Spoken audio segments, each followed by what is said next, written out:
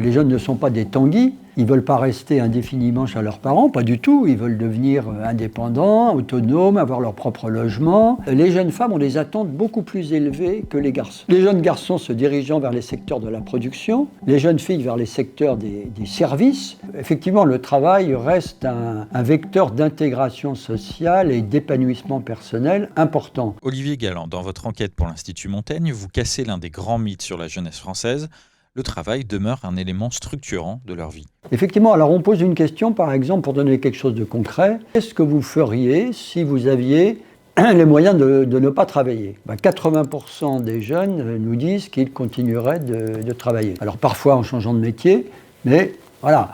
Effectivement, le travail reste un vecteur d'intégration sociale et d'épanouissement personnel important. Alors il y a une autre preuve qui est apportée par l'enquête, c'est qu'on voit, alors on a posé des questions sur la satisfaction au travail et la satisfaction dans la vie. Et on voit qu'il y a une très forte corrélation entre la satisfaction au travail et la satisfaction dans la vie. Pour autant, et on va en reparler, les jeunes ne sont pas satisfaits de tous les aspects de leur travail et ils n'idéalisent pas le travail non plus. Autre mythe, seulement 10% des jeunes rejettent totalement l'autorité hiérarchique et 48% adoptent une obéissance sans condition. C'est un résultat un peu général de l'enquête, si vous voulez. C'est qu'au travail, les jeunes ne sont pas tellement des rebelles. Il y a plutôt le sentiment qu'il y a une certaine soumission finalement, en tous les cas d'une partie notable des jeunes, aux exigences du travail. Et d'ailleurs, on voit, si vous voulez, que les aspirations des jeunes sont étroitement dictées par le niveau de diplôme. Alors ça peut sembler évident sur la rémunération, par exemple, et la qualification, mais ça va bien au-delà. Sur l'intérêt du travail, sur la qualité de vie au travail, plus le niveau de diplôme est bas, plus ces exigences sont faibles. Vous avez testé 15 critères de satisfaction auprès des 6000 jeunes que vous avez interrogés. Et c'est la rémunération qui arrive en tête. Alors là, contrairement encore à une idée reçue, les jeunes ne sont pas des tanguis. Ils ne veulent pas rester indéfiniment chez leurs parents, pas du tout. Ils veulent devenir indépendants, autonomes, avoir leur propre logement. Mais ensuite, on voit qu'il y a des critères qui ont trait à ce qu'on pourrait appeler la qualité de vie au travail. Et il y a deux choses qui ressortent particulièrement. C'est le stress au travail et la question de la conciliation entre la vie de travail et la vie personnelle, notamment sur le plan des horaires. Donc voilà, tout ce thème, si vous voulez, de la qualité de vie au travail, après la rémunération, devient quelque chose de très important pour les jeunes. Et étonnamment, les préoccupations environnementales arrivent en avant-dernière position. Alors ça d'ailleurs, on l'avait déjà vu dans une précédente enquête qu'on avait faite pour l'Institut Montaigne, qui portait plus sur les attitudes sociétales des jeunes. Le résultat, il est confirmé, effectivement. Alors, ça ne veut pas dire que les jeunes ne sont pas sensibles à cet aspect, mais en tous les cas, c'est loin d'être un critère, disons, principal pour le choix d'un emploi. Quels sont les secteurs les plus prisés aujourd'hui ? Alors là, il y a effectivement un résultat qui nous a un peu surpris, c'est que le premier secteur, celui qui arrive en tête dans les préférences des jeunes, c'est le luxe. Alors c'est un peu surprenant parce que, évidemment, l'entreprise emblématique du luxe en France, c'est LVMH, qui est assez décrié, souvent dans l'opinion, dans les médias, dans certaines grandes écoles, etc. Mais pourtant, lorsqu'on interroge l'ensemble des jeunes, c'est la première entreprise dans laquelle on aimerait, disons, travailler. Après le luxe, on a des choses auxquelles on s'attendait plus, l'administration, le social, la santé. Et là, je pense que c'est lié, si vous voulez, à l'idée qu'on a vu dont on a parlé précédemment, que la qualité de vie au travail est quelque chose de très important. Probablement, ces jeunes pensent que dans ces secteurs, cette qualité de vie au travail peut être mieux préservée que dans le secteur privé où les exigences peuvent être plus importantes. Vous avez choisi de diviser les jeunes actifs en plusieurs catégories. Pouvez-vous nous les détailler ? Les jeunes au travail se séparent en gros en deux groupes. 48% qui sont soit frustrés, soit fatalistes. Alors frustrés, c'est-à-dire que il y a un grand écart entre leurs attentes et la réalité du travail. Les fatalistes, ce ne sont pas des jeunes frustrés, mais ce sont des jeunes qui ont des attentes très très basses. Et donc ils ne sont pas frustrés parce que tout simplement ils ont vraiment des attentes minimales. Et puis il y a une moitié de jeunes satisfaits, dont ces 20% qui veulent faire le salariat, et le tiers qui sont alors vraiment satisfaits, qui ont les meilleurs emplois, une partie qui privilégie plutôt la stabilité dans l'emploi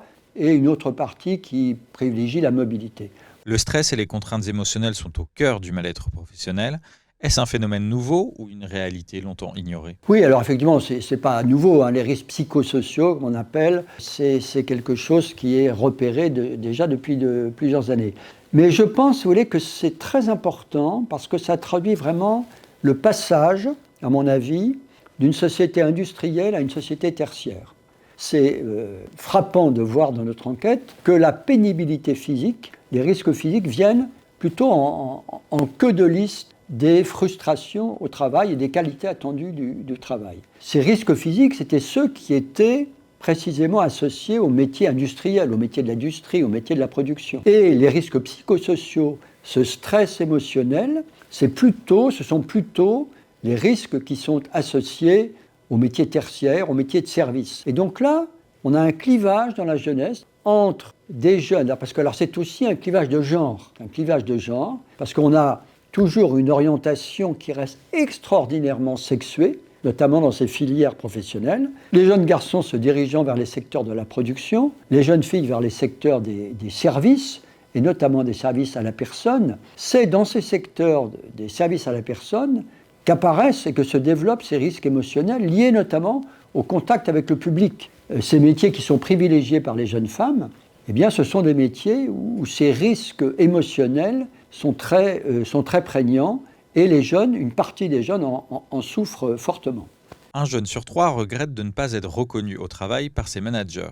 Les jeunes générations sont-elles plus sensibles au retour d'expérience ? Le bilan n'est pas totalement négatif, parce qu'il y a plutôt une majorité de jeunes dans l'ensemble qui reconnaît les efforts du management pour l'intégration dans le travail. Mais malgré tout, par exemple sur la question « est-ce que le management fait les efforts suffisants en termes de bien-être au travail ?», il y a un tiers des jeunes qui estiment qu'il n'y a pas d'efforts suffisants pour améliorer ce bien-être au travail, qui, on l'a vu, est une préoccupation essentielle des jeunes. Et ceux qui sont critiques à l'égard de cet aspect le sont effectivement surtout sur la question de la reconnaissance du travail. Donc effectivement, il y a chez ces jeunes-là une demande de reconnaissance. Et probablement, dans beaucoup d'entreprises, on ne porte pas assez d'attention à l'écoute des jeunes et au rewarding, à la reconnaissance, à la récompense. Sur le plan politique, 49% des jeunes interrogés ne manifestent aucune préférence politique partisane.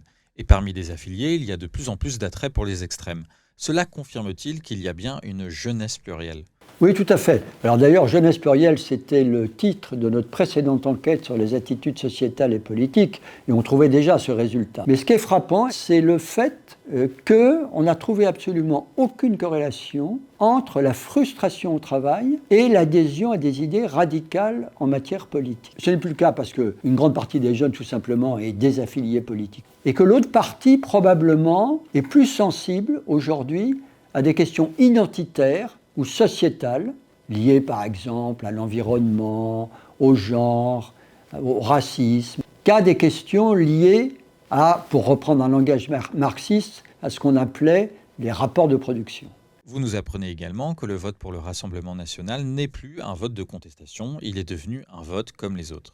Alors les jeunes qui votent Front National dans notre enquête, certes ce sont principalement des jeunes des classes populaires. Mais la surprise, c'est que de voir que ces jeunes, bien qu'ils appartiennent aux classes populaires, on ne peut pas dire qu'ils appartiennent aux classes malheureuses. Parce que, en fait, ils ont une satisfaction de la vie nettement plus élevée que la moyenne des jeunes. Donc ce ne sont pas des jeunes malheureux, ce sont des jeunes plutôt bien dans leur peau, insérés, voilà, une sorte, semble-t-il, d'effet Bardella. À la lecture de votre enquête, que comprenez-vous des attentes implicites des jeunes vis-à-vis du monde du travail ? Que faut-il attendre des entreprises ?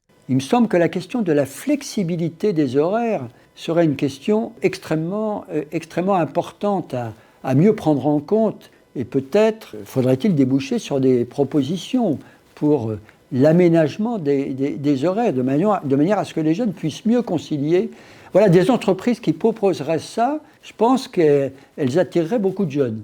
Alors aujourd'hui, je crois que dans beaucoup d'entreprises, le télétravail est en train de régresser fortement. Donc voilà, il faudrait proposer autre chose.